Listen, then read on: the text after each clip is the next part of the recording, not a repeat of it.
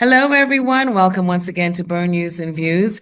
Today, I am very excited to be talking to our next guest. No doubt we are all recovering from the activities this past weekend, speaking, of course, in celebrating Bermuda Day. My guest today made Bermuda Day a memorable one for many years to come. I am sure everyone who follows marathon running is familiar with our guest today. Let me get a drum roll.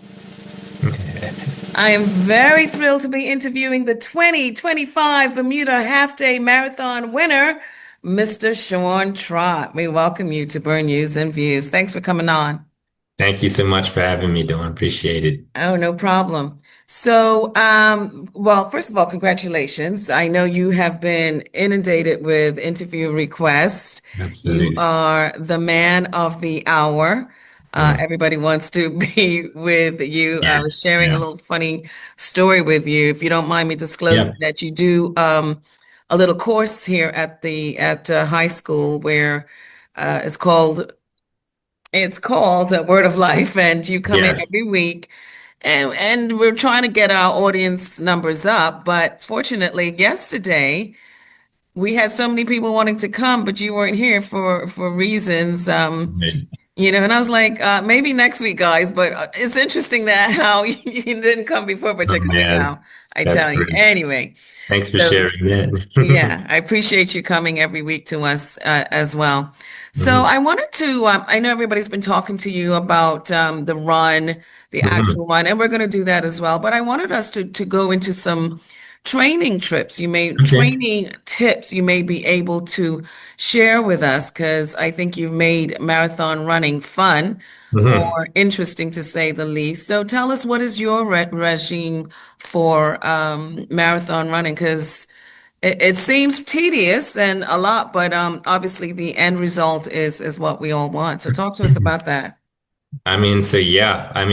The main thing, of course, more than anything, is just putting in a lot of miles. The more miles you do, the more comfortable you can feel in the day. So myself personally, I run about 80 miles every week, which Wow. that's like at least 10 a day usually, or sometimes more. I also try to make sure I take one rest day completely off of running a week. So I do 6 days of running a week and the other day let my body recover so I'm able to come back stronger the next week. And So then do just, you, yeah, go ahead. so yeah, that's interesting. I didn't realize that you did so many miles a week. Because I have to admit, you did make it look a little easy on the easy Mhm. side.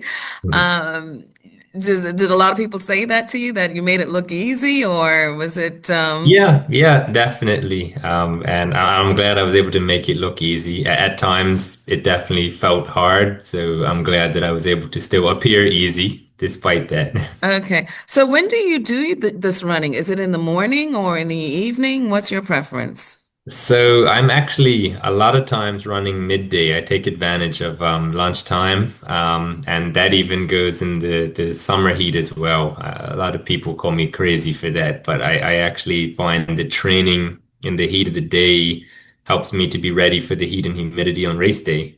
So you got to kind of put yourself out there into the tough conditions to be ready to run in them. And that makes sense. That actually makes sense because it didn't seem, I mean, actually I'm thinking back to Friday. The weather was pretty conducive for running, yeah? It was. I mean, the humidity was kind of high, but it Uh-huh. was pretty good weather. All right. So talk to us about some general tips. You said you train a lot, 80 Mhm. miles a week. What else is a good thing to do if you're interested in doing marathon running? So How would yeah, I start? How would one start? okay. Yeah, you don't want to rush into things for sure. Like I've been doing this a long time and over the years I've gradually progressed like the amount of miles I run every day and the amount of miles I run each week. So I certainly didn't start at 80 miles a week. You got to take it easier way in. Right. Your body has to really get used to it. So at first, if you need to take walk breaks, run, walk as you need to. And then as you get used to running further, then you keep adding more distance. So yeah, you got to ease yourself in a bit.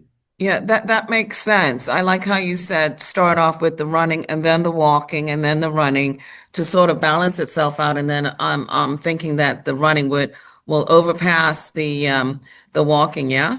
That's right. And another big piece of information I would give is you can't run hard every day. So, like the pace that I ran in that race, I wouldn't run that pace every day. I probably would only run that pace 2 or 3 days a week.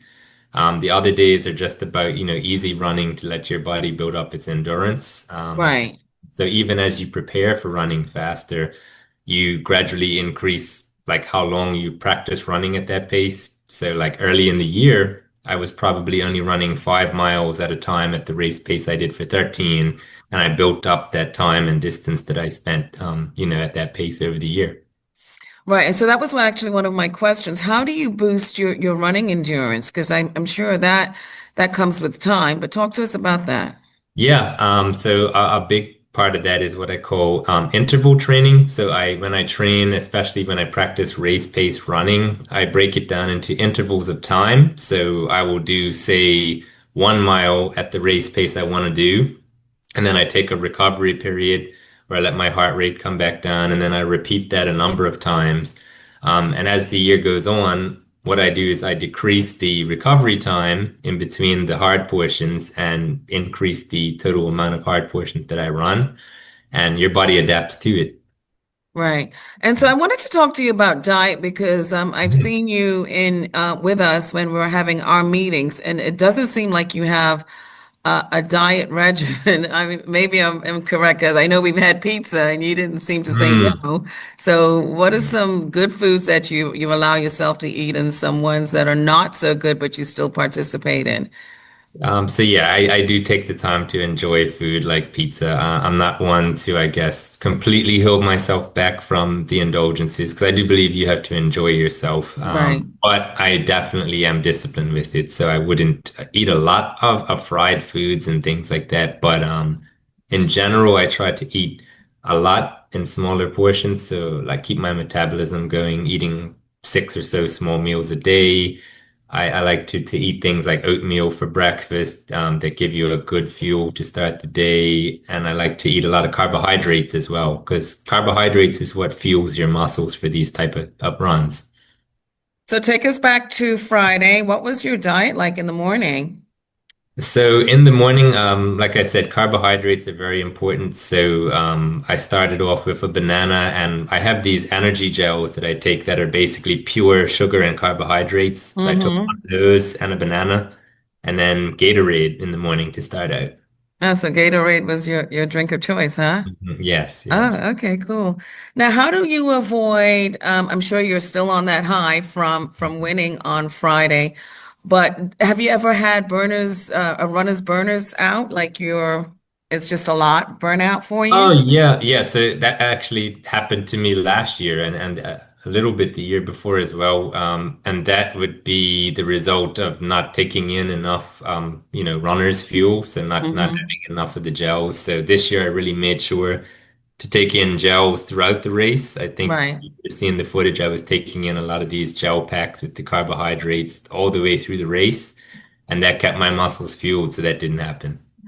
Okay. And so one of the things I suffer from, and I'm sure a lot of other people that are listening in, is the cramps. Mm. Talk to us about that. Do you suffer from them, and what do you do if you do?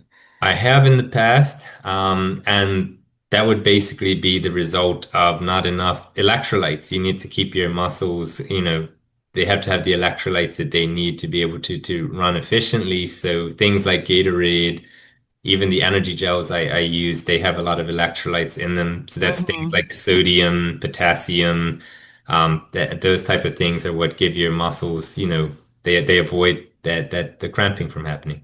Okay, because I was always told it's not club soda, the other one.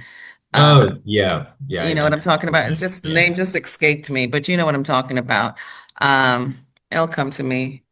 Yeah. Tonic water, Yeah, tonic water, yeah, all right? that stuff has all of those type of electrolytes, the sodium and all of that. It Okay, so really helps. those are key things to keep in mind when you're doing marathon running. Yeah.